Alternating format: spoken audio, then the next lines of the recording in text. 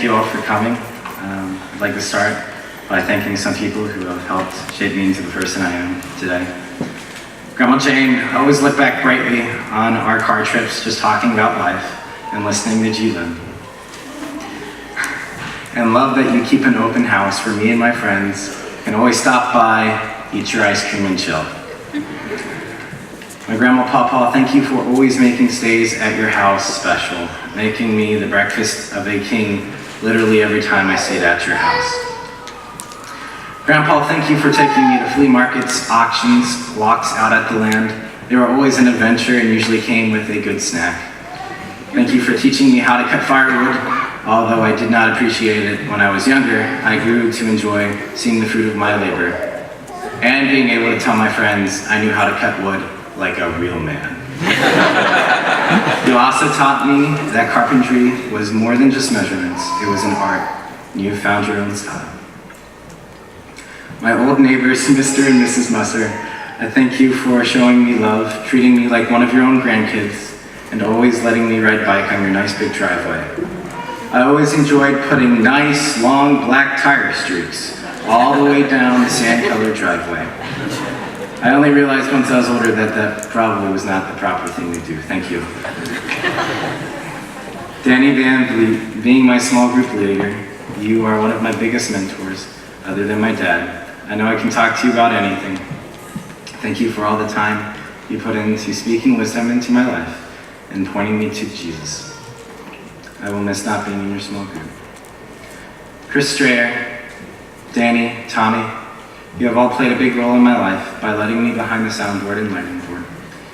You could have said kids could not touch the equipment and shooed me away, but instead you started to grow a passion in me for behind the scenes production work. Chris, you literally let me run lights at a concert at the age of 10 while you went to the bathroom. Of course, I'm sure you left some supervision, but as a kid, that was a pretty magical experience. It made me feel like I could accomplish anything.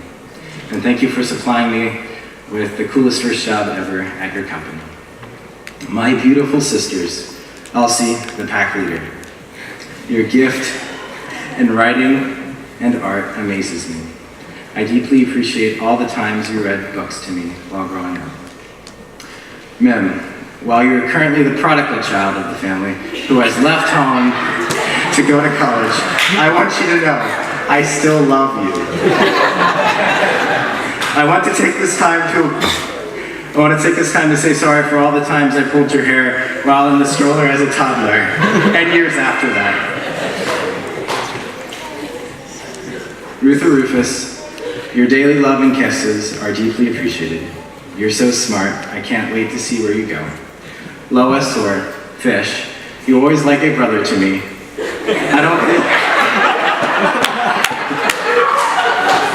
I don't think any of my friends have beat me up more in my life than you. Even though I give you a hard time, you really are a hard worker. And your hard work will pay off in the long run. Daniel Krull. I always felt lost growing up with teenagers. As my parents were youth leaders, I ended up at a lot of youth events where there is no one my age to hang out with. And I was just a kid most teenagers didn't want to spend time with. Thank you for being my buddy when I was a kid growing up. I will never forget I'll never forget your patience with me and all the long piggyback rides you gave me that I never wanted to end. You showed me and set an example in my life that age does not matter when loving someone or investing in someone like Christ would. Dad, you're my biggest guide to life other than Jesus. And cheeseburgers have been our go-to talking food. You have bought us a lot of cheeseburgers.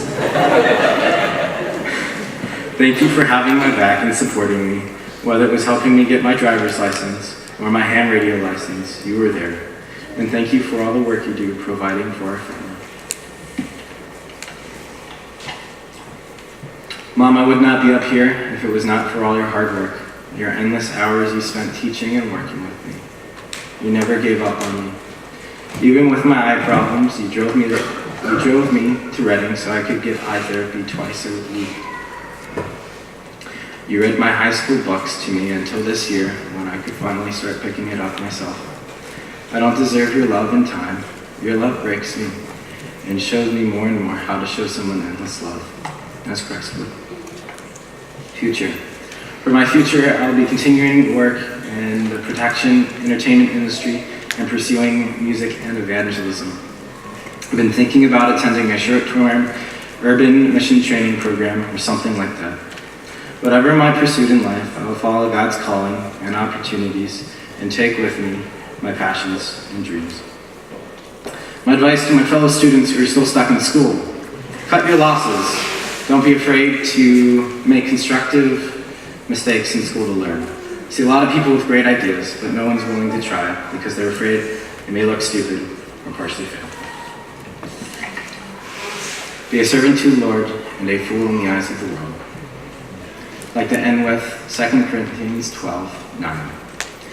But he said to me, my grace is sufficient for you, for my power is made perfect in weakness.